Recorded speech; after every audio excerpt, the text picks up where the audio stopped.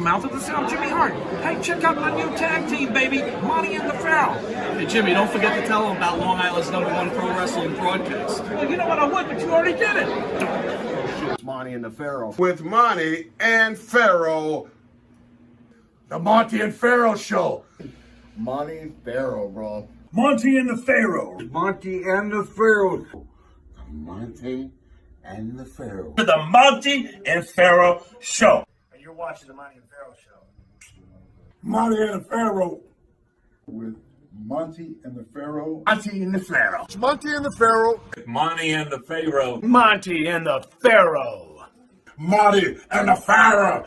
Monty and the Pharaoh. Monty and Pharaoh. It's Monty and the Pharaoh. And Monty and the Pharaoh. Oh, is it Monty and the Pharaoh? Monty and Pharaoh. The Monty and the Pharaoh Show. Monty and the Pharaoh. To the Monty and the Pharaoh Show. And it's Monty and the Pharaoh, baby. Watching Monty and the Pharaoh. With Monty and the Pharaoh. Monty and the Pharaoh. Oh, what a run. Monty and the Pharaoh. Monty and the Pharaoh. Hey, cut the fucking music. When you want the best in professional wrestling, Long Island, there's only one place you're going to get it, right here. Monty and the Pharaoh. Now, that's not just the coolest, and that's not just the best. That, my friends, is just incredible. Monty and the Pharaoh. You've got the future Hall of Famer, that rocker, Marty Jannetty, and MJ in the house, and I'm sitting here with two more future Hall of Famers, Monty and the Pharaoh. We're doing that stuff and we gonna rock it.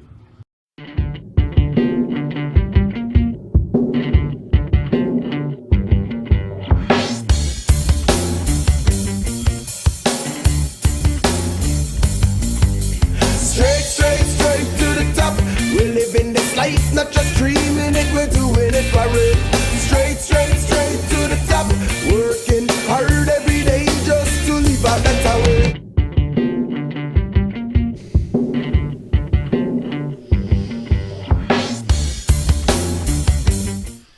All right, welcome to Long Island's #1 pro wrestling broadcast, Monty and the Pharaoh, seen out of Indie Music TV in Ronkonkoma, Long Island. At the board is super producer Matt. How are you, bud? Amazing as always. Love to see you. He's amazing. To the right is the star of the show, Mr. Jimmy Pharaoh. Jimmy, how are you, buddy? Hey, what's going on, partner? Back again. Couple of good shows last week. Yeah. What was your most enjoyable part? Oh my God. I loved the jamming with Andrew and the band, Aqua Cherry. That was awesome. And Virgil's penile discussion was pretty funny there, dude. Did you ever think Virgil was going to be like that? No, I told you I was really surprised. I wasn't sure what to expect with Virgil because thanks to the internet, there's been some unflattering comments about Virgil. I wasn't sure what we were getting. He was awesome. He was cool. He was fun. He was fun. It was different, right? You know, yeah. I was very pleasantly surprised. I thought he was an excellent guest.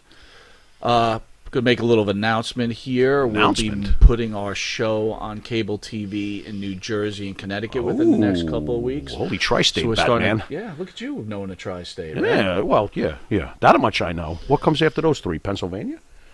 Is that next? You gonna go after them too? I think we're going to go international. International? Okay, fine.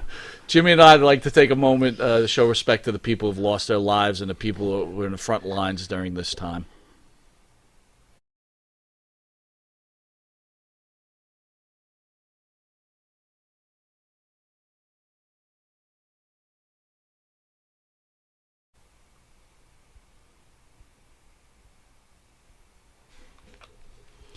All right, welcome back. Before we hit our guest, Mr. Just Incredible, ECW superstar, former heavyweight champion. That's right. We're just going to take a quick commercial break. Be right back.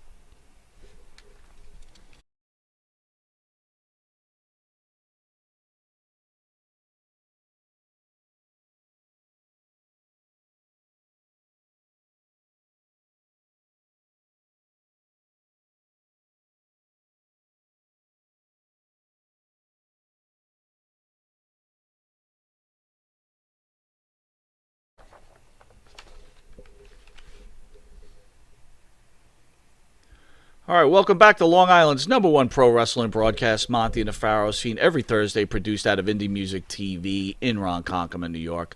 Monty and the Pharaoh could be seen on YouTube Monty and the Pharaoh page, Facebook Live Monty and the Pharaoh page, iHeartRadio, Spotify. Could we be seen on iHeartRadio?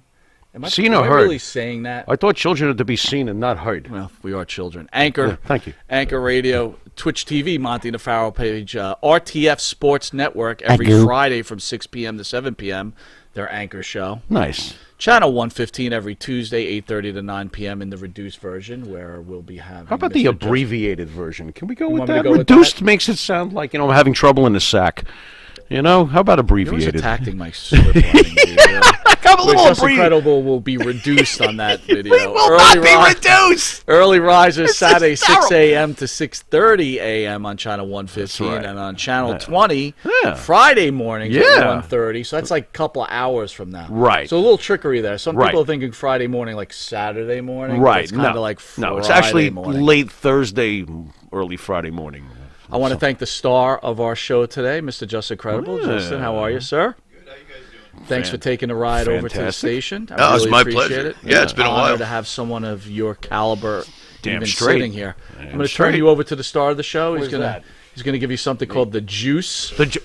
You're the star of the show, but this is like the regular star of the show. So where did you come up with the juice, by the way? I don't know. This is recent with you. All of a sudden, it's the juice. Okay, folks. What do you want me to call it? Yeah, get your glasses because you're about to get a big glass of juice. Here we go. There you go. Ladies and gentlemen, our esteemed guest today, born Peter Joseph P.J. Polacco. Do I have that right? I hope I have that right. I hope you're not mispronouncing names. Yeah, I know, like we were doing all last week, but that was actually funny. Born October 16th, the day before the Pharaoh, 1973, so he's a Libra. He's well-balanced. How do you know this stuff? What? Like you put it right here. Oh, well, I know that I'm a Libra, and he's the day before. I thought you just knew that off the How top, do I know this stuff? What do I know? Oh, you were Scorpio, right? You're born the day before. Well, that could be if he was born a little bit later. Anyway. Semi-retired American professional wrestler, best known for his appearances with ECW, Extreme Championship Wrestling, and the World Wrestling Federation. Of course, in ECW, he was the legendary Just Incredible. And in the WWF, he annoyed the shit out of me because I just want to smack Vince with Aldo Montoya. But at least I'm being honest here. I was like, what the hell? I liked Aldo Montoya. I know you did. I loved Just saying. Incredible. It just felt incredible. Anyway, Polacco is a one-time world champion, as we all know, having won the ECW World Heavyweight Championship, also an ECW World Tag Team holder 2 times with the awesome and completely underrated The Great Lance Storm, and also 8-time WWF/WWE, Virgil refuses to call it WWE. I don't blame him. WWF/E Hardcore Champion 8 times. Ladies and gentlemen, our guest this week is not just the coolest, and he's not just the best. This is, folks, Justin Credible. All right. What's going on, fellas? How are you? Great to be back on the broadcast, man. Yeah, thanks for coming down here and finally getting there, right? We I know. Yeah, commercial breaks, all this shit. So how you holding up, bro? I'm holding up great, man. I'm very blessed, fortunate enough to be working in these crazy times with some great people, and just getting ready to hopefully get back to some normalcy at some point this year, and just get back to performing, to getting in that ring. I never thought I'd miss wrestling as much as I do now, but just feel very fortunate, especially to be here with you guys. Well, thank you. So when you have that wrestling opportunity comes, are you going to be nervous about it? No, not at all. Not at all. You seem very are you not believing the COVID thing? Or? No, I believe it 100%. I mean, it's definitely real. It's just, for me, man, you can't kill misery. I've gone through the Black Plague, my friends, and nothing can kill me yet. So, right. No, but all kidding aside, I'm just looking forward to getting back to performing, to doing what we love, through whatever circumstances we have to go through to get there. I'm just hoping it comes sooner than later, because I miss the fans. And we don't know when it's going to be where we could perform in front of fans again, right? That's a reality. That's something we have never even fathomed 6 months ago. So it's just, it's an adoption period, whatever.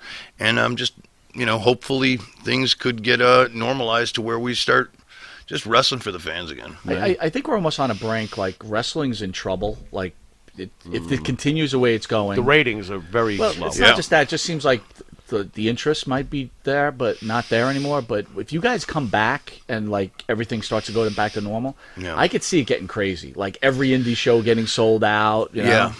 I've checked out the ratings. I mean, Raw is ridiculously low, and I don't watch Raw not because I have anything against the WWE. I just don't like the product. 1.6 million viewers, and I would figure without baseball or basketball, which is about to go back live on national television, I figured that wrestling would have a leg up in the ratings. That obviously hasn't been. AEW, which I review every Friday with Vince Russo on Patreon, we go dive head deep into it, and they're holding on to about 800,000 viewers. So what we're basically seeing when we do the breakdown in the tape is there's about 1.5 million wrestling fans, as opposed to back in the day where Raw would do 3 million, WCW would do whatever.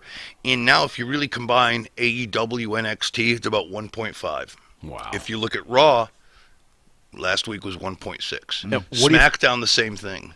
So it's the interest in pro wrestling is at an all-time low, and it's really scary. In your opinion, what's the biggest reason for the decline in interest in this sport? I'm not sure. I'm not sure because, I feel the talent is at an all-time high. I mean, you're seeing some great men and women out there doing it at a very high level. In the ring, yeah. How about character development? That I feel it's just not the same as it used to be. I think we are so concerned as fans or as critics or whatever you want to say in who's doing how many dives to the floor and who's doing what kind of cool moves and slapping their legs 15 times, instead of really creating storylines that are meaningful, that fans care about. So I think we're at a crossroads right now to the way we present pro wrestling to the masses, because right now, we really are struggling to gain an audience, and it's very puzzling because right now I would figure that it would be an amazing time.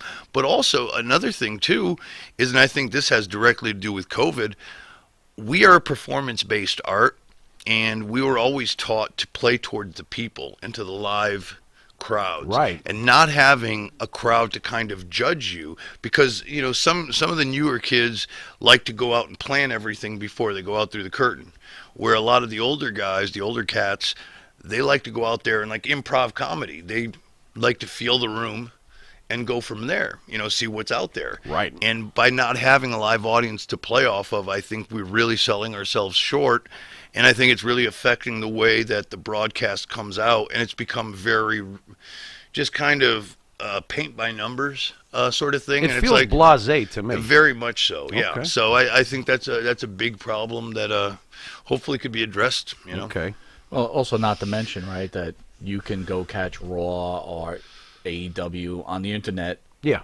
Whenever you have time. True. So it's not must-see TV anymore. It's like, you had to tune in every Monday night. You didn't want to miss the action, and you couldn't go to the internet to go watch what was going on. So, yeah, it's definitely a troubling time. And, it's a sport based on fan participation. Absolutely. So, and who's to say we don't know if baseball is going to do well. We don't know if basketball and football are going to do well. Yeah. I watched a little baseball. I mean, the opening season's today, but I watched some of the pre-games or whatever for the Yankees. Like Mets-Yankees the other day? I mean, okay. They have some pretty good ideas. They're selling. They're piping in crowd noise. Which is fine. No, it's not. Yes, it is. Doesn't. No. But here's a good idea. They're selling. Come on. They can sell you a seat, and they'll take a picture of you and put your I heard that they're putting a cardboard Monty in seat. I Come think it's on, a great this idea. is terrible. That's terrible. That is awful. Trying times, man. You gotta do Strange it best you can. times. How about football? We're gonna have JETS chant, or are they gonna pipe that in too? Why not? This is ridiculous. Doesn't matter anyway. They suck. So. That's true. The Jets. They're the Jets. That sucks. Justin, why don't we go back to the beginning? Tell me why you decided to become a pro wrestler. We spoke a little bit outside about your, beginnings with the Hart family. What do you got for us? Where does it all start? Man, it just started with me as like a 14, 15-year-old kid, man, in high school. Always fascinated by pro wrestling. Seeing Ric Flair go out there and entertain, like, for the NWA. Hulk Hogan, it was like around that era in the 80s.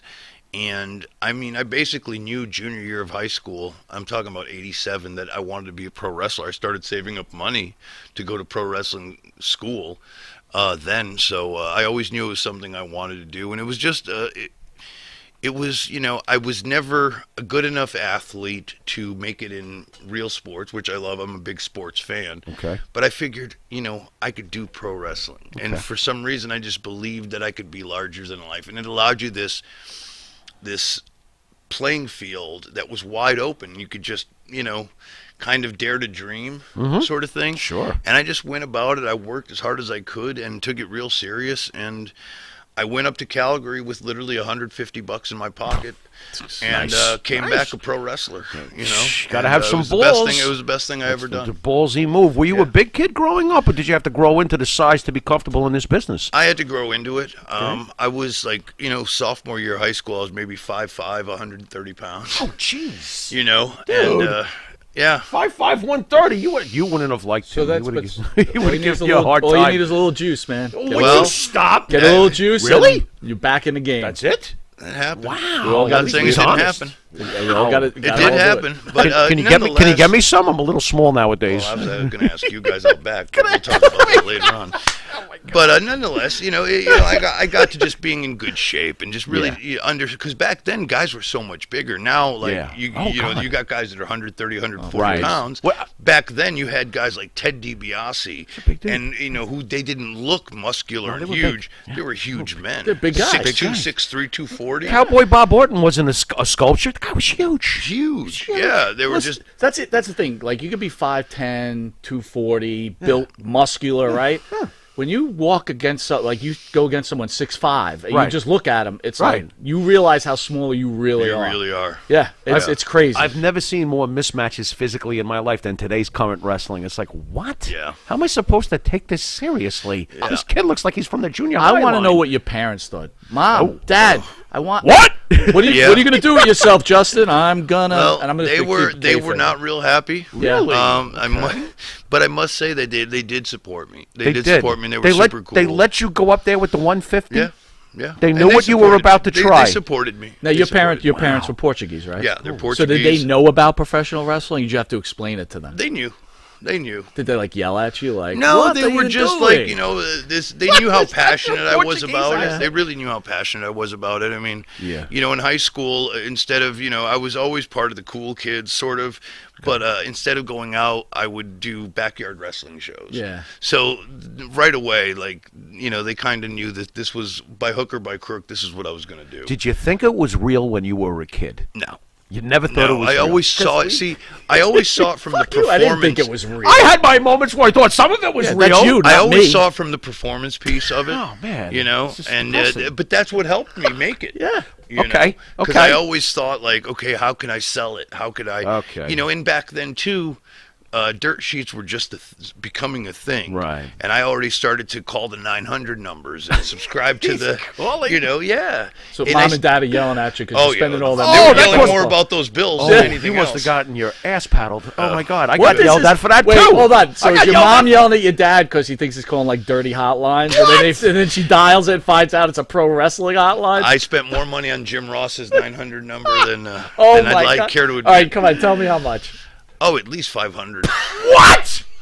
At least. What was that, like $2 a minute or something Yeah, like it was that? like $1.99 Yeah, it's a crazy. It's minute. like $1.99 a That's minute. you. I have to find out what happened to his leg. And He's he on would there talk for real 5 slow minutes. too, right? He'd be Oh, like, it was "All right, ridiculous. guys, we're But gonna get it." it was just, we were so passionate about it, man. We just literally, like, I would be in school, and he'd have study hall, and I'd be, like, writing out cards that we would do for the backyard, you know, when we got home. This is great. You know, Awesome, man. So it was just, it was cool, man. It was, And then you lived your dream. and I lived my dream, but it gave me, I don't know, sometimes it just seemed easy for me. Like a lot of people like have struggles like, oh, I tried hard to make it as a pro wrestler. For me, it was just like natural. It's like, how could you guys not know what we do here? This is, you know, and I absorbed myself in it. I jumped into it and just lived every part of it like I was already there. Well, that's why you made it, man, because you loved it that much. It was in your blood.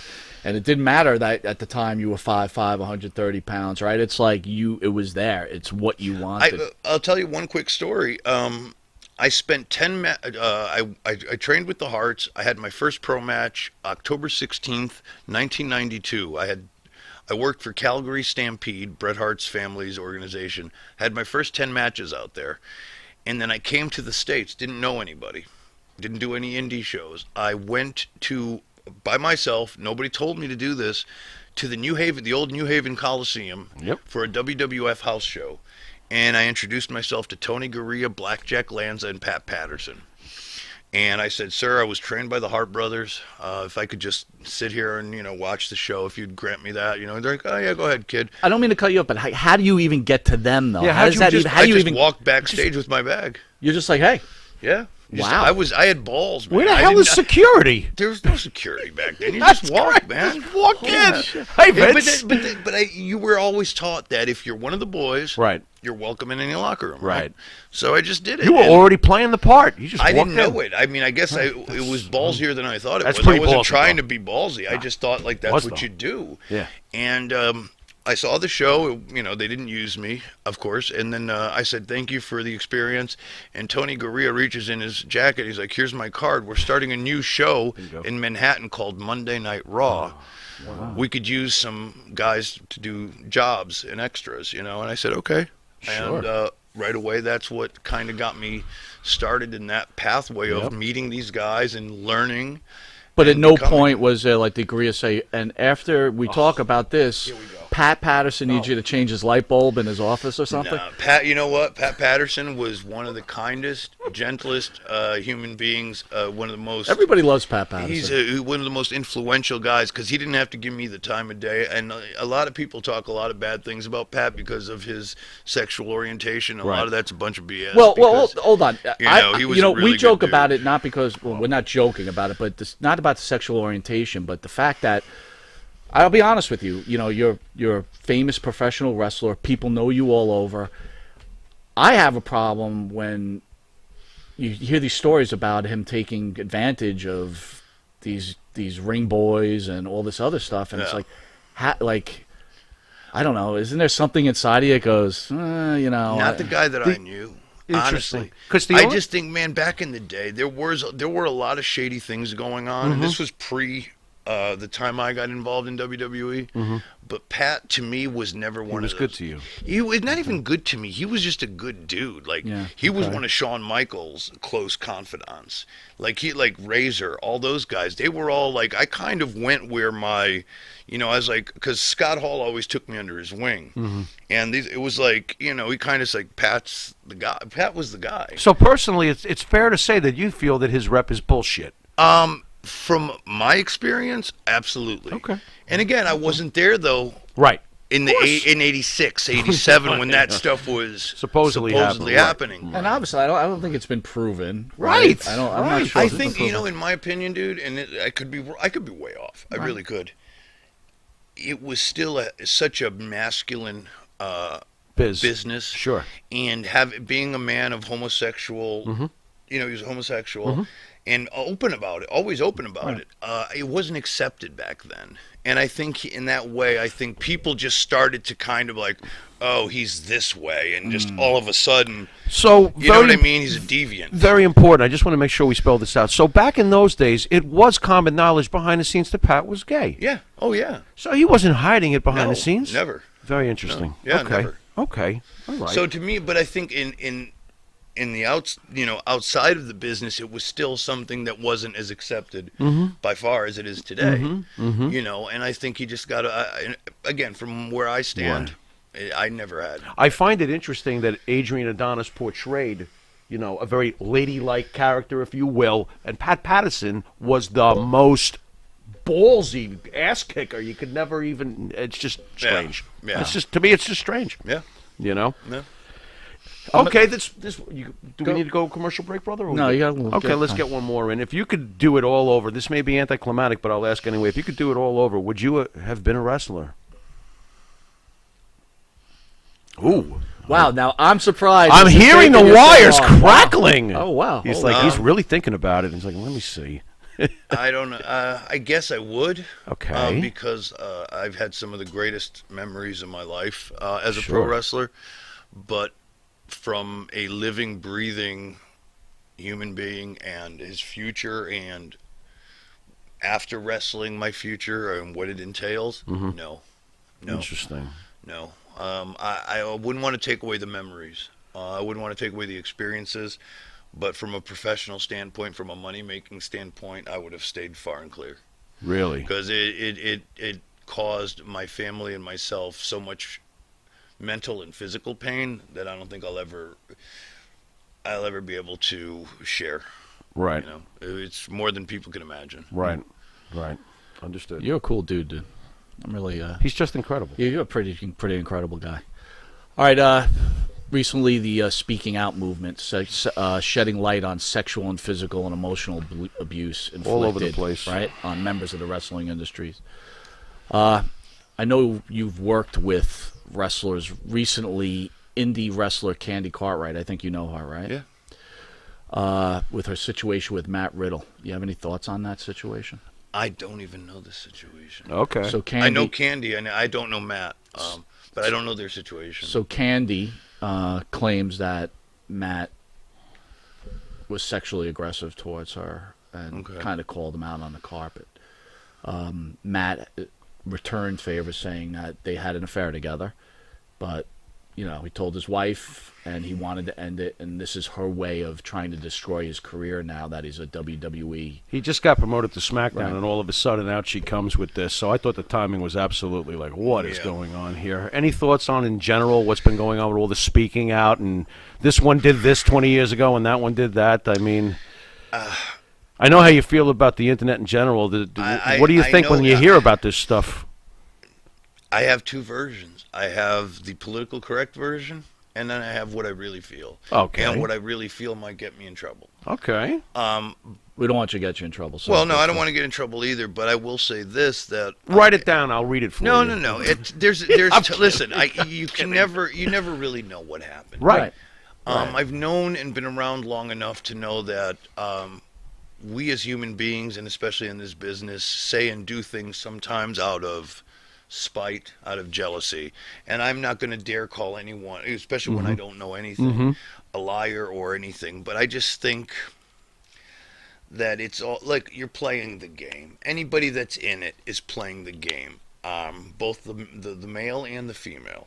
I'm not saying who's right or wrong, but everybody uses it. It goes both ways, and the best way I could say it without getting into too much trouble is both sides know what they're doing. And they know what they're not silly or stupid. They know what's going on. So I think it's just used at their convenience. And I think, like you said, it's a funny time for it to happen. And like I said, I don't know anything about that. I know Candy from wrestling out here in Long Island. She was a very nice girl. She used to date Brian from FTW over here, who had the wrestling school.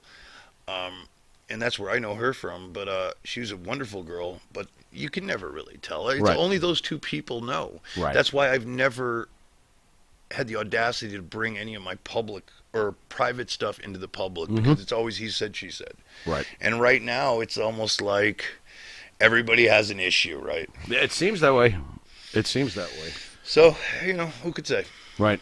All right, with that, we're going to take a quick commercial break, and we'll be back with pro wrestling superstar, Just Incredible. We shall return.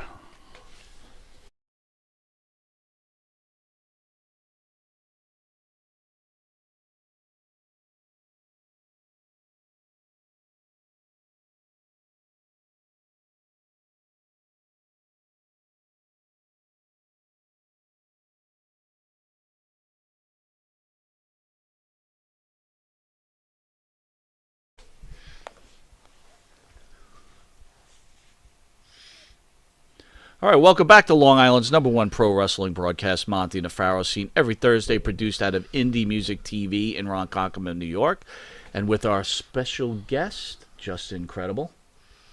Justin, I wanted to ask you, were you ever put in a position where you felt you had to do something out of the ordinary to keep your job? You obviously explained Patterson never gave you any problems, but did you ever have anything behind the scenes in any company where it was like, if I don't do this stupid thing they're asking me, I may possibly lose my employment? Did you ever have to go through anything dumb I don't think so. No. Well, you're lucky. No, not like that. Nice. Not professionally, nor of any other nature. No. Was there any kind of physicality you actually thought about before a match? And said, I don't want to do this to myself tonight. No. Interesting. No, they were again.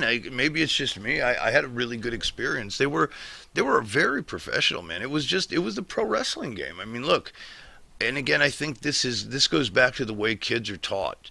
You're in a pro wrestling match, but it doesn't mean that you're giving of yourself totally. It's like it could turn into a shoot real quick. I was taught by the Hearts. I knew how to protect myself in the ring. Did you ever have to? No. Nice. It never got to that. But it's like I wasn't a tough guy, but it's like you kind of know, like, there's certain boundaries you don't cross. Do you think maybe it helped you rep a little bit coming through the Hart dungeon? I mean, there's got to be instant respect, though, for people who go through there. Possibly. I mean, I was crisp. I always had good matches. I always, when I had to put guys over, I did it to the best of my ability, made everybody look great. Was a responsible young man as a performer, as a businessman. I did proper business, so I just never had that issue. You hung around with some guys though that were bullies in the industry, right? From what I understand. You could say that. So do you feel that you ever look back and go, man, I really did this kid wrong that was coming up, or like you tortured someone, or no? I personally never did. There are a couple of instances where I sided with the guys for the wrong reason, but even then, not really. I mean, hell, it was just hazing, and I got it worse than anybody. Did you? Like, I was always getting ribbed. What, did Andre poop in your locker or something like that? Andre poop in your locker or something? Not Andre, but Davey Boy used to take my bag and like hang it up from the rafters. Oh. What was the worst thing that someone did to you that they ribbed you on? Well, one time in Germany, I took Lex Luger's friend of the female persuasion at a bar, and I think it was like Dusseldorf or something, and he was obviously upset because he's Lex Luger, I'm not, and I'm Lex Luger. I got a little bit too drunk, and I woke up late for the bus ride to the next town, and I had all my metrics. I had water dumped on me, metrics dumped all over me, and I had beads and like braided hair, like fake horse hair, attached to mine to come out of the mask, the Aldo mask. Right, yeah. And that was all cut off, and it was a receipt from Lex Luger for me taking his delight home with him. So did you consider this girl in Dusseldorf like a ring rat type of? Oh, she was certainly of that persuasion. So then so you guys got mad at each other for stealing each other's rats? He obviously did. I didn't see You're anything like, wrong. Lex, it's a rat. Take it easy, pal. Did you laugh your ass off? Because I would have. I would have been like, yeah, top of the card, sling this, buddy. It was funny, and Luger ended up getting ribbed for it the whole trip. That's great. So, but great. it was definitely fun. But it was funny because I had beads attached to my braided hair, and it was in the M&M jar on the tour bus. So that's what I got for being a wise ass. Oh my god! Coming out of the, we were talking about speaking out. Recently, news again. Sonny, Tammy Stitch, who was supposed to be in studio. Yeah. She's back in jail. Another issue. Yeah. I know you spent some time with her. Could you talk about her at all? Yeah, I mean, what is she back in jail for? What did she do? Secondhand news on my part. So again, guys, I am a wrestling fan, not a wrestling expert. We are not the wrestling experts. We don't have the inside information. But from what we understand, she had an argument with her boyfriend. Something might have happened. He called the cops on her. She took off in a car. She has no license. Right. Gotcha. And boom, she's in jail again. Look, I've known Tammy since I pretty much since I started. I've known her since '94. She was always very impulsive. I think she suffers from, and I'm not trying to. This is not a dig in any means, shape, or form. I think she really suffers from mental illness. I think she has a lot of issues. Obviously, substance abuse, something I've dealt with my entire career. But I think she really just feels like she's still Sunny from 1995. I was going to ask, is she trapped in her gimmick? I think she is. And I think she's gone through so much, man. Yeah. I'll tell you, I got in some trouble a couple years ago. And it really kind of made me realize, like, you got to chill out, dude. things have, and I don't think Tammy ever learned her lesson, and I honestly don't think she ever will. She has a wonderful family, and I just think she's alienated everybody that's ever cared about her. So I worry about her, but at the same time, she's not necessarily doing anything to make it better. To make it better at all, and not even asking for help. Right. Because I think anybody would be willing to help her if she was sincere about it. I just think Tammy's she'll say what she has to say to get off of whatever the next thing is going to be. It's got to be hard, right? You were a famous guy, people clamoring to have your attention. Same with her. It must be very difficult to make this sort of transition, to regular life after. It is, but for her, I would imagine it's much more. Because she was WWE's first diva. She was really sought after in many different ways. She was every kid's young man's dream at some time. And for me it was more like, look, I had my time, I had a good run. Now it's time to move it along, and I still do what I do, but it was okay for me to let that go. For her, I think she very much lives in that, and she lives and dies by being Sunny and by being that person. What's sad to me though is I don't think she realizes that every time she makes an appearance, if she's clean and sober, the fans are still going to love her. She's still going to be clamored for by the people who loved her growing up. She'll still get to feel good about herself. She should give that a shot sometime. Yeah, and I tell you, it's hard for her. It's hard for anybody to be sober. I'll tell you, it's hard for me to be sober. Fair enough. I still have to this day, I still have an alcoholic beverage all the time. Okay. And I shouldn't. It's probably rolling the dice in a way I shouldn't, but I'm not going to lie about it. I'm not going to be a hypocrite about it. I'm not going to lie to you guys or to anybody else. Right. I don't feel like I should, but you're still rolling the dice. And Tammy, I don't think she feels like I know I'm kind of like easy kid. You got to walk, step slowly, where she doesn't really feel that she has to worry about it because she's Sunny. Right. And she's got the pedal to the metal. Going back to the demons, right? We all do bad things in life, right? You do things you regret, right? She's done some bad stuff to people that she's loved, at least from what we've read. Yeah. She could be walking around with those demons, and she just can't get past it, realizing some of the stuff I caught you on a shoot interview. I won't mention the guy's name, but you spoke about how you went back to a room, and she offered herself up to you, and you passed. Yeah. But holy crap, dude, that's like... That's trouble. I'll tell you the story now. It was literally at her mother's, it was at her mother's house. What? Candido and it was me, Candido, Hakushi, and Tammy. Remember Hakushi? Yeah, sure, yeah. We were all traveling together, and we were staying at Tammy's mom's house, and Chris was in the shower, and she gave me the office to sleep in, just like some sheets and a pillow. And while Chris was in there taking a shower, she came in and kind of undressed and said, let's go. And I tried to laugh it off, not to make it weird. Yeah. I said, haha, funny, just leave me, you know what I mean? Because that's my buddy. Like, I'm in your house. Right. I can't disrespect my friend that way. Right. Just somebody that would be that way, to me, disgusts me. Right. I'm not that desperate, man. Right. I don't care who you think you are. Right. Did you ever speak to Chris about the way Sonny was behind his back? Not about that particular incident, but in incidents in general? No, and I don't think a lot of people could. That was the biggest problem. Shane Douglas the same way, because he was very close with Chris. Bam Bam Bigelow the same way. Chris must have had an idea somehow, though. Chris knew. Sure, he knew. Chris knew. He just didn't want to believe it, and he just kind of went at it with blinders. That's a guy who comes across... But that was the tragedy of it, too. Right. He comes across as a very good soul. He was one of the kindest people in the world. He was a good-looking guy. He could have had any woman he wanted. He could have just moved on. He must have really loved her, huh? Really in love with Sonny. He really did. And it was just a shame how much he was disrespected, especially by Sean and those guys. Yeah. Because he did it to himself. It was almost like... you couldn't, like, anybody with two eyes could see what was going on, and he chose to ignore it and still try to be kosher with everyone. Right. And it's like, dude. He just wasn't capable of walking into the locker room one night and knocking someone the fuck out. Or at least saying something. Do something. You don't even have to be violent about it. Just saying, hey, dude, whatever. A right hand would have been understandable, though. Yeah, but you know what? You mentioned Sean, right? Sean was a major player. Scott Hall's hanging around. You hung around those guys.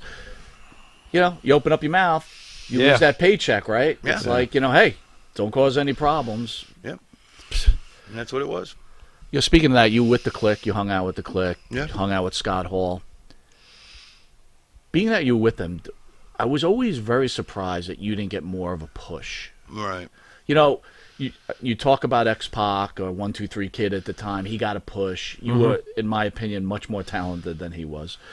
And I felt you were in that same role as he was, and I never understood why they didn't, because they had a lot of clout, right? They made a lot of. How come they didn't push you ahead? Like, didn't you ever talk to Scott and be like, "Yo, help me out here"? I didn't want to.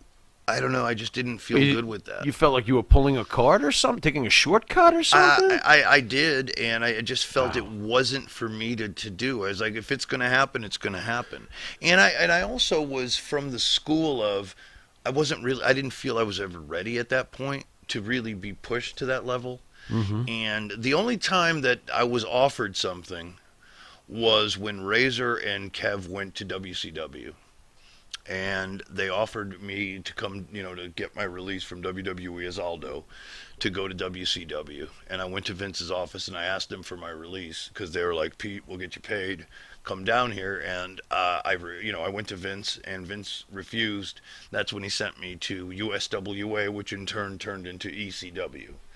Do you think that Vince was the only refused? thing they ever offered me. Do you think Vince refused more so for his personal feelings towards Scott and Kevin leaving at that point? I think it was Spite? more. Yeah, it was more of, I'm not going to have one of my name guys or whomever from my company, regardless of how it's going to. It's not. Did you get more pay out of the deal though? It's like no. Vince had me for another year, regardless. Vince knew you were one of Scott and Kevin's boys too. Of course. Oh, Yeah. he was totally spiting you. Of course, absolutely. Okay, now I'm veering right though. Go You're ahead. an independent contractor, right? You're an independent contractor. You have a right to work wherever you want to work. I understand you have an agreement. So what does the agreement say? You have to work for the WWE and you need permission to work somewhere else? I mean, how does that and that's binding as an independent contractor? Yeah, pretty much. Yeah. And those contracts were very, very loosely written, and he did that for a reason, because a lot of the guys that he had under those contracts, those contracts were literally all 3 years. Each year only guaranteed 10 bookings at $150 back then. Right. Damn. Yeah, that's it. And they were so interpretive to what he wanted. So he really had he knew we couldn't afford lawyers to combat. Yeah, he's a shifty genius, isn't he, stuff, Mr. McMahon? You know what I mean? So we really had no. So basically, you could have went to WCW, just dropped the Aldo gimmick, Yes. went there with fear that you might get. See, that's what I don't understand either. Couldn't you went to Kev and Scott and said, "Hey, look, have WCW fight the good fight." Like, I don't get it. I know about it. But for them, that's like, I'm asking them to do that. It's like, right. I got nobody it. wants to. You're still trying to establish like a big time thing going on for yourself here. It comes down to this, man. Everybody's your friend, but in this business, nobody's going to go the extra mile. Right. And speaking, unless there's something in it for them. Right. And speaking of that, at one point you were obviously close with Scott Hall. The last time you were here, I remember, you didn't have the greatest feeling about Scott, and quite honestly, we're not so sure about ourselves. Has the feelings changed? Where are you at with Scott Hall today as we speak? I think Scott is a lost soul, in my opinion, man. I've stuck it out with him through the years. I've always been the guy to, all his detractors, I kind of sometimes look stupid in sticking up for him. Okay. So he's just done me wrong too many times to where I feel like I can even say anything anymore. Did you ever finally get him on the phone and be like, you know what, bro? I mean, did you have that conversation with him after all this shit? No. Douche you, No. I mean.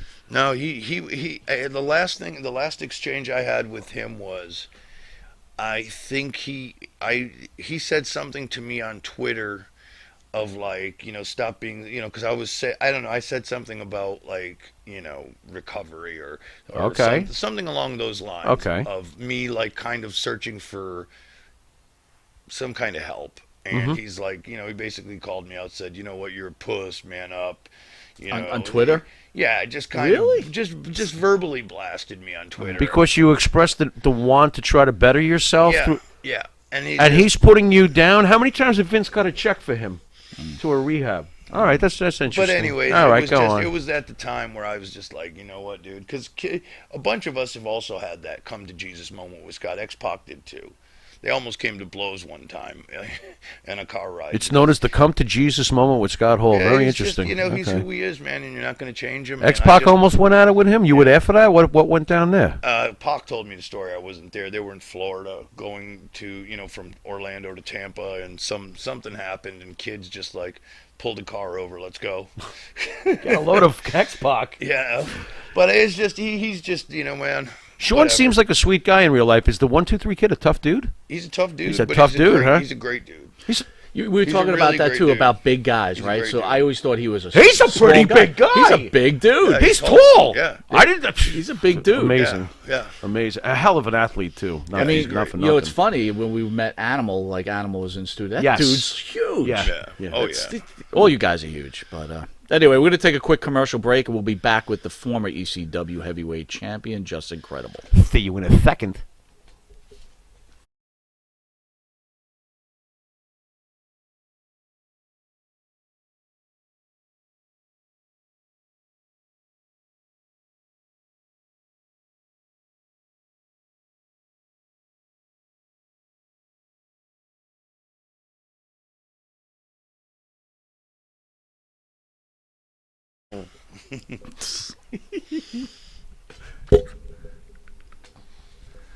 All right, welcome back to Long Island's #1 pro wrestling broadcast, Monty Nefaro, seen every Thursday, produced out of Indie Music TV in Ronkonkoma, New York. We have a special guest in studio, former ECW Heavyweight Champion, Just Incredible. Yeah, and on that note, let's bring up my favorite portion of your career, when you become Just Incredible. It's about damn time. Now we've got the ultimate gimmick. It completely works for you. You get to ECW, and you come across Mr. Paul Heyman. Tell us about Paul Heyman. Paul Heyman, man, he was definitely he was a cartoon character. He was if you ever watched the movie The Devil's Advocate. Yes. He was Al Pacino in The Devil's Advocate. That's Paul Heyman in real life. Paul Heyman gets credited for being a great booker, a great storyteller, innovator, and he is all those things. Yeah. But the best thing he did was he was a great motivator. Mm-hmm. He took talent that was minimal, underdeveloped, and also underconfidenced, and he made you believe. Right. And he would get you in a corner, 5 minutes before your match. He would sit there and lock you into a place, just you and him talking, and he'd be like, give you this big pep talk, like you could do this. You are this character. You have all the talent you've ever needed. You just got to go out there and do it. Did he create most of the characters we saw in ECW? A lot of them, yeah. Did he walk up to you one day, size you up and down, and go, Just Incredible? Was it like that, or? Sort of, yeah. That's sort amazing. He's a genius. Yeah, I love it. Sort of, yeah. That's great. Yeah. How did you feel when he dropped the name to you? You must have been like, this is awesome. Yeah, I loved it. I mean, I always had the idea of I wanted to be a Shawn Michaels-esque heel, where bumping feet, like a Ric Flair kind of, Pat Patterson, Ray Stevens, a guy that just a heel that bumps around for the babyface, but also be a scumbag when he can get his shots in.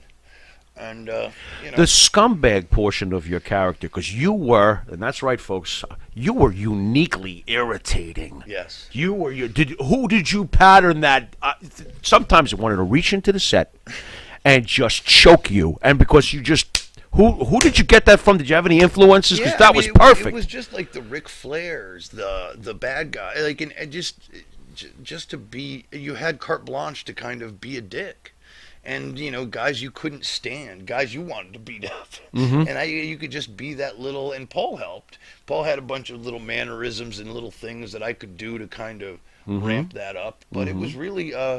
It took me a couple of months to kind of get it all together, but it was fun. It was actually effortless. It looked like it. It was fun. It was fun, and we had a good time with it. And when sky's the limit, and you're allowed to just go out there and create, you can't go wrong. And the worst you could do is that didn't work. Don't do that again. Right.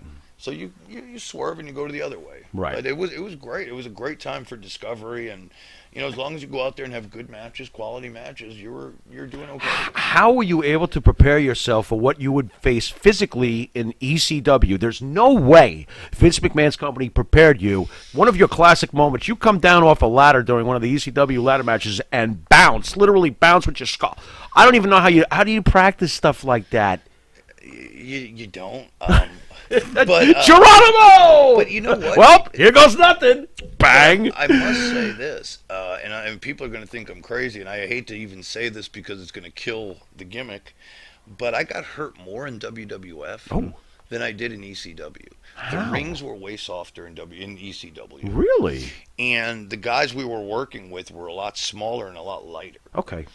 We controlled more of our own bumps, and we're like in WWE, those rings were like cement, and you were working with 320-pound guys that would just drive you through the mat and hit you as hard as they could. Okay. Where in ECW, we are all kind of close knit, and it's like, don't kill me, dude. Just take it easy. I'll sell it for you.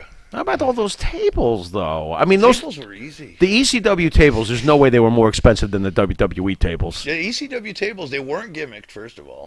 They look like they were straight from the high school cafeteria. That had to hurt. No. No. There's no concrete around the ring. There's that hurt. Thank you. But it broke your fall. It literally slowed you down quite a bit. If you really look at it, it goes tump, tump. Right. So you really, if you were to land straight through, it would hurt like hell.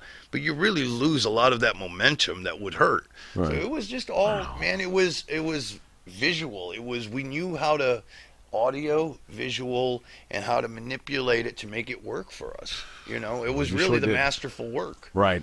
It really was. Right. It was illusion at the highest form of art. Really That's was. for sure. Oh, my God. Who, in your opinion, has a more talented wrestling mind, Heyman or Bruce Pritchard? Ooh, I like this Paul Heyman. Paul Heyman. By a mile. You worked with with Pritchard, too, though, Oh, right? yeah, I worked with Bruce. I like So Bruce how very come much. Heyman over Pritchard? I just think Paul is more contemporary. I think he's more in tune with what's going on in the business, where Bruce is more traditional pro wrestling, which again you could argue it's just a matter of taste. But I always felt Paul had a real way of motivating his talent and creating for that particular talent, where Bruce would just, I think, he knew how to write good pro wrestling, where Paul could look at an individual and say, I see this in you, and go that way. Right. Where Bruce was more of a general, you know what I mean? Like, Yeah. you're going to fit this piece whether you're good for it or Yeah, not. so I'm going to put your square peg in the round hole, no matter who you are. Yeah, and Paul would really and Paul's make like, it let me work. fix Yeah. something for you. Right. Right. And it was more, again, he believed more in what do the young kids like? What's popular? So then in how modern come Paul culture for the doesn't kids? pulse on it. how come Paul doesn't translate anymore? Because he doesn't care. He's bought and paid for right now, he isn't doesn't he? care. I mean, he was fighting for his life in ECW. Right. And it was a different time and a different era, and now it's almost like he's not the cool kid anymore. Right. And he hasn't done anything to prove anything differently. He's Brock Lesnar's manager. That's it. And that's it. And He doesn't that's need all to be he- anything else at Yeah. this point. Why be anything else? I think, what made ECW special was, they used popular songs of the era. Oh, my God, did and they ever. created these cool vignettes. How did he not get Illegally, sued, by the way? way. Yeah, how did he not get Illegally. sued? Illegally. Illegally. I was just watching at the Sandman today with Sandman, and then there's Walk from Pantera with RVD. Those were great, by No, the they way. don't play, Great, you know, yeah. they Those don't were play those on a fantastic. network now. They don't on the They cut network. it all out. But You when can't we were play doing it then, it was just, man, it caught the vibe of what the It did. kids Yeah. wanted. It was did. cool. It was really, it was original. It was. You Yeah, know what but I mean? we would and that's talk- what really started the rock and wrestling with Mr. T and Survivor and Eye of the But, Tiger. and we Hulk Hogan. were talking about that, right? know? So today's wrestling, people always picking on everything that's going Oh. on. You look at old ECW stuff, you see a whole bunch of mistakes happening. yeah. Yeah, but it's you not guys were perfect. forgiven for anything Yes. that went on. People just loved You know you why? that much. Yeah. You know why? Because as a viewer, organic is organic, and it came across organic. Yeah. It didn't come across like like an overstuffed bullshit production. Yeah. What you saw was Yeah, real. but a different what was time. happening It was a blurred time, right? Look, man. Even the WWE back then, sometimes I thought some shit was real. Yeah. You're like, whoa, wait a minute, is this really happening? And maybe some of it was real because some things were happening in the background. Right, like Flair and Bischoff really truly had problems in real life, and then they would explode. Right. Scott Hall with his drinking. Well, I hated when they did that, but they did that. Yeah. You know, crazy stuff. Crazy stuff. All right, here's a good one for you. Do you think, or do you feel, that Vince McMahon is currently destroying pro wrestling as we speak with what he's doing, the way he's presenting it? Vince killing it or what? Or I'll even ask you this. Do you think Vince is even involved anymore? You talk about Heyman. Stop it. Do you think Vince is still kind of in the back seat now? I honestly, that's a good question because I don't think Vince McMahon has ever meant less to pro wrestling than he does right now. Ooh. Seriously. Wow. We're not talking about. I honestly don't think anybody really believes that Vince McMahon is a driving force of anything creatively. I don't think so. He's the final. Okay, yes or no. I think whatever winds up on TV goes past his table. It goes past his table, of course. What but I don't still believe think that. he's dialed into what really matters. Do you think he's slowly checking out upstairs? Because I am worried about that. I don't know. I don't think so. I don't think so. I hope not. And you wouldn't know anyways because he's just such a recluse, different animal than all of us. But I think with what's going on with AEW and the balance that, that Triple H and Stephanie have to, with NXT, and I just never could imagine that wrestling is like at a 1.5 to 2 million viewers on these national stages. As much as it's sputtering right now, is the company safe with Triple H and Stephanie in the future running the show? They're safe, but they're not going to go anywhere. They're not going to. Just going to keep going the same. It's going to be, and that's what scares me is we are turning off fans very, very at a very high rate because there's just nothing to be passionate about. Well, you said it. 1.5 fans be broken up between a whole bunch of wrestling all these shows. Yeah, and we spoke about this. Today's wrestling. You got 120-pound guys in the ring. Look, man. With all due respect. If I'm going to go watch you wrestle, you sure as well better be able to beat my ass. Yeah. Right? I don't want to have to go, oh, really? Simple. I can kick this dude's ass. Believability still counts in this. They could say kayfabe is dead all they want, but if you don't give me something I can believe in, screw you. That's and basically the thing is, too, that the WWE, like I tried to watch, some of their stuff recently, and the guys and gals are as good as ever. Oh, sure. In the ring, they're as good as ever. Sure. It's just something's just not connecting with me, man. I'm watching. It feels like it's an overload. It's like I'm watching the same stuff every day. Do you feel like every single one of them should cut Rob Van Dam a check? Because when I see this, I see that this was Rob. Yeah. Doing it much better, by the way. Yeah. Many, many years ago. Everybody's trying to be Rob Van Dam now. Yeah. Listen, he was an originator. You got to give it a break, though, right? He was an originator. The originator's always there, and eventually you can't improve. You can't get any further. Right. You can't take a million flips. So now there's another problem too. We're old school, right? We used to go to the Garden. Oh yeah. Backlund used to hold Morocco in an armbar for 10 minutes. Right. You couldn't get away with that now. No. You'd be booed out of a building. You would. And back in those days, that armbar actually was creating tension leading to the next big spot. And no one had a phone to distract them. Right. They were staring at the match. Yeah. But because the story was being told. You do your show every Friday. If you were to evaluate, pull a great match from old WWE days, pull Jimmy Snuka in a steel cage with Backlund. Wow. Right? Or even take that Morocco Jimmy Snuka match. There's another one. When you watch it and evaluate those matches, they're to good, but they're not. They're not like, oh my God, this is the most incredible thing. It's actually like, I tell them all the time, I don't like watching the old school stuff anymore because it ruins it for me. Because my memories of it are so large, and You know what I love about those old matches is, and for the example, I was watching Andre the Giant versus Ernie Ladd, 1977 Madison Square Garden the other day. A simple right hand from Andre brought that crowd to a roar. Yeah. It's just one fist. Yeah. And the crowd was completely engaged in it because there was some realism there. They were invested in Ernie. They were invested in Andre. Yeah. I think the biggest problem is that nobody's over.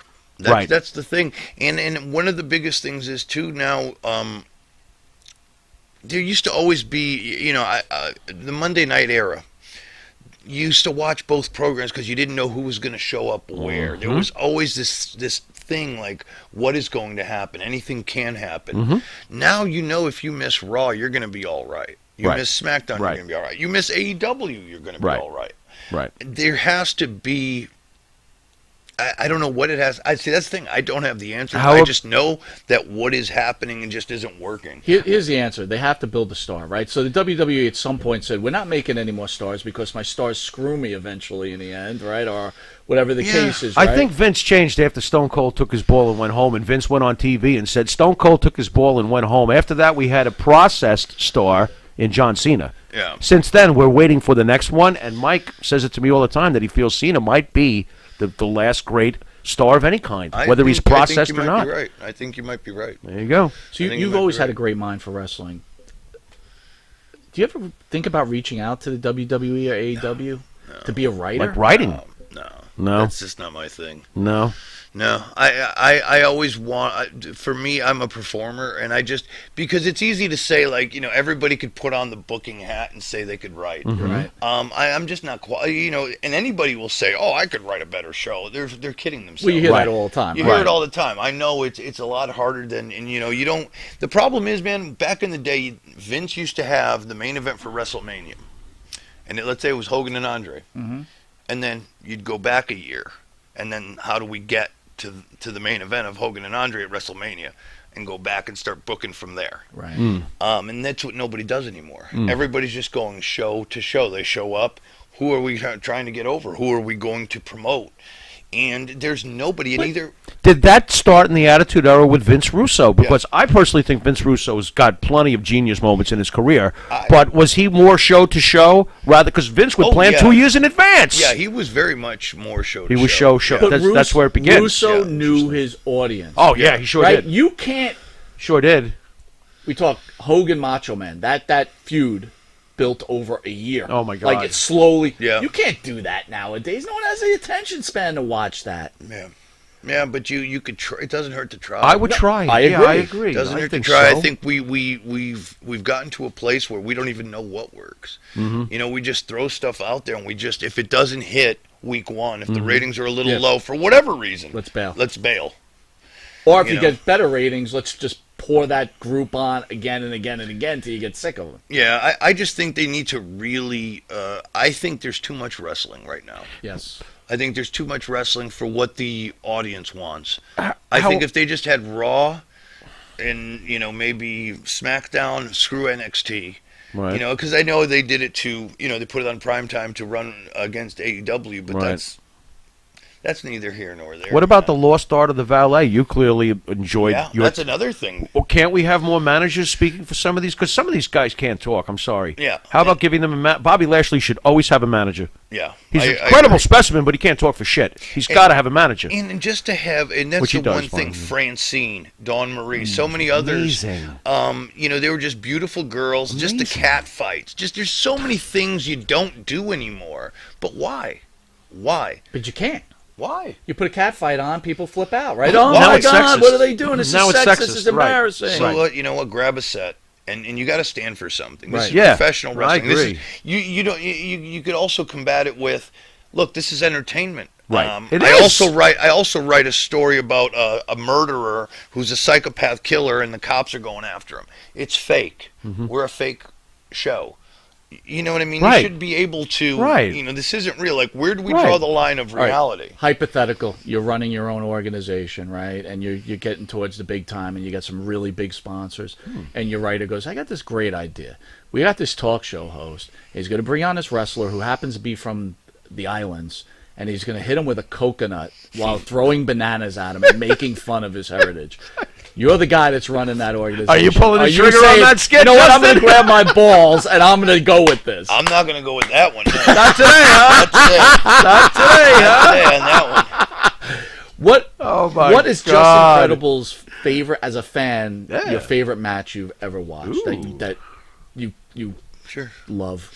Ric Flair, Rick Steamboat. Wrestle War 89. Son of a bitch. He goes after that. Really? Yeah. Why? It was great. Which one? Wait a minute. Which one? They had like Wrestle War 89 in Nashville. That's the one I think I picked. That's the one you picked. Yeah, I think that's the one. How great was that match? It was great. For me, that's what made me want to be a wrestler. Bro, you grew up on the Northeast, though. I know. Man. That's what everybody says. You're a traitor. He's such a real Wow. he's such a homer though, and so am I though too. We actually back in the days when 3,000 people watched that. That's all right. Yeah, but billions speak about it to this day. You know, now I can't. You tear it know, down right? anymore. No, it was okay. I mean, look, everybody's different. It was because it was almost everything that the WWF wasn't At that time, sure. Because they it was the land of the giants. Right. And But did you embrace Hogan and Warrior when all of that was happening? That was great. Don't get me wrong. I loved Hogan. I Okay. loved Warrior. But as a kid, I was force-fed all that stuff, and then I'd go to like the magazine, like the the food stores or wherever. Sure, they had the magazine PWI, racks. Wrestler, Pro And then Wrestling Illustrated. I'd look at a PWI, and there'd be like Flair, Steamboat, and you'd read all these things, and they really helped make wrestling at that time. And then it was like, am I missing something? And then when you'd get that opportunity to finally watch it, it was almost like watching something you're not supposed to. Did you catch any of the earlier Georgia Championship Wrestling in the early? You didn't catch any? We didn't have WTBS till later. Oh, bummer, man. That stuff was fantastic. Yeah, I didn't catch that till later on. So, but yeah, that would be it, All right, we're gonna take a quick commercial break, and we'll be back with pro wrestler Just Incredible.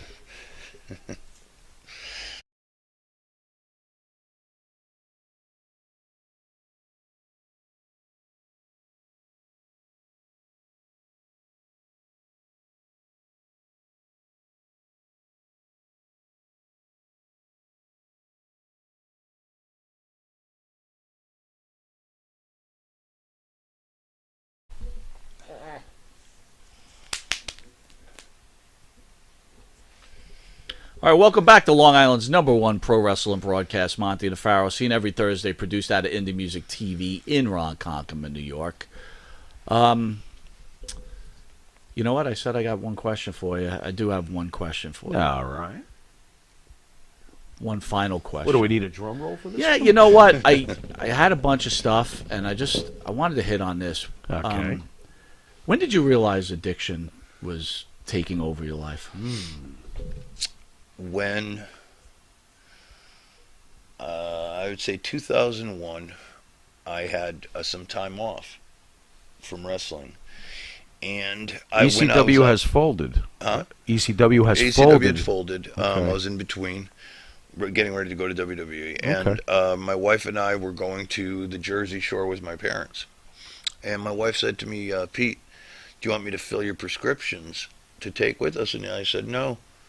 I'm not wrestling. I don't need the medicine." So I said, all right. So we went down there.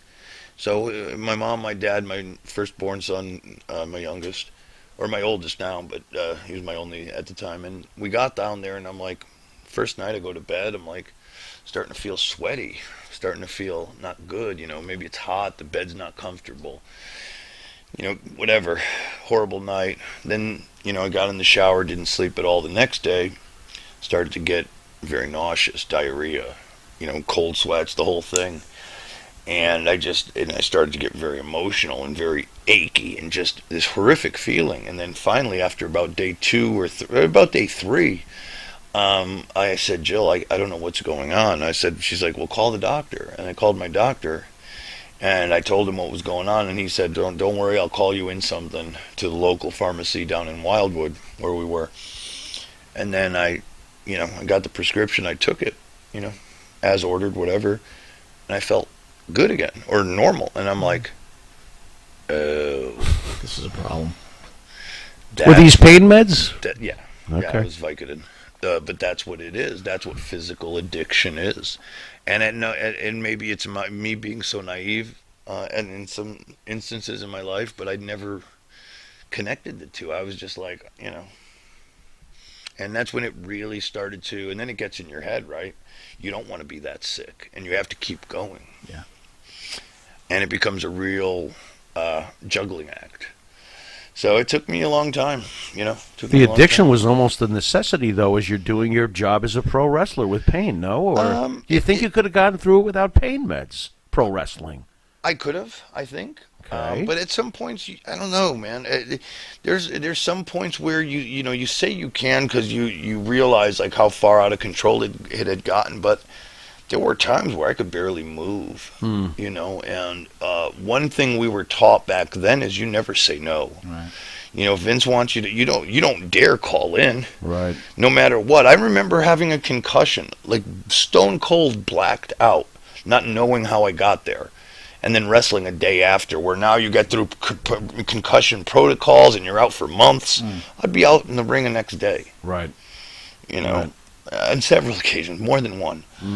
So who knows what the damage was. So you were just always afraid to, because you wanted your job, you were afraid to be honest and say, this is, you did whatever. Spit and glue, man. Tape it up.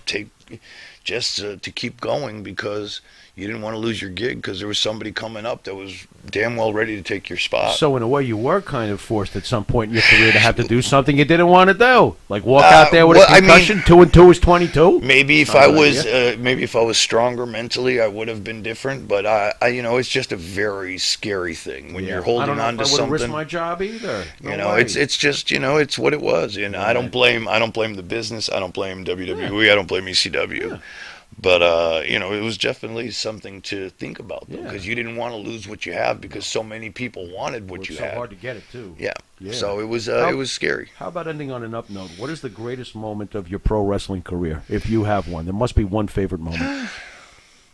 I get asked that quite often these days, and I really don't have anything like huge that stands out. But I would have to say the first time that I won the only time I won the ECW World Title, because even though wrestling's a work, what it showed to me was that I was able to be one of the best in the world in a major company run. You know what I mean? It's a stamp of approval. WWE, WCW, ECW, and I was one of the top guys in that conversation. So that to me solidified my worth to the business at the moment. So I would say that was it. Oh, I loved it. The gimmick was amazing. So you got millions of fans out there. Troubled times. What kind of message can you send to the fans? And just stay positive. I know it's easy to say, but I'm one that's doing it every day too, and not knowing sometimes where you're getting your next paycheck from. It's been rough, but just stay positive and do what you can to just make everything better and better yourselves, and to keep everyone around you, your loved ones, safe and healthy. That's it. You're a special human being, man. Thank you again for coming on the show. Thanks so much. It was a pleasure. Thanks, man. Upcoming events, August 8th, Agent Eric Sims. You know Eric Sims, right? I do. Buddy of yours, right? Yeah. He's a real piece of work, that guy. There's no BS. You hate him? No, I don't hate Eric. Dislike him a little bit? No. I love everybody, man. Really? Yes. Even after a car ride? Because when you were telling that Nash and Kid story, I was thinking, Sims was probably driving that car. They just wanted to kill him, and so they just took it out on each other. I just put my headphones on. Hey, look, guys, there's a Wendy's. August 8th, we've got 2 interviews. Super Agent Eric Sims on the first hour, and then WWE superstars James Ellsworth and Gilbert in front of a live studio in Philadelphia. I love Gilbert. Monty DeFaro can be seen on YouTube, the Monty DeFaro page, Facebook Live on the Monty DeFaro page, iHeartRadio, Spotify, Anchor, Twitch TV. Bless you. The Monty DeFaro page. Twitch. RTF Sports Network, Friday, 6 to 7 p.m. Their drive-by show, and then the replay is on Monday from 10 to 11. Channel 115 every Tuesday from 8:30 to 9. The abbreviated version. Saturday, 6 a.m. on Channel 115 to 6:30. Channel 20 Friday morning at 1:30. I think that's about covered. Are you sure? We want to thank Just Incredible, Aldo Montoya. Just incredible. And just a hell of a human being. Thank you again, sir. Thank you. This is Mike Monty. This is the Pharaoh. Until next week, later.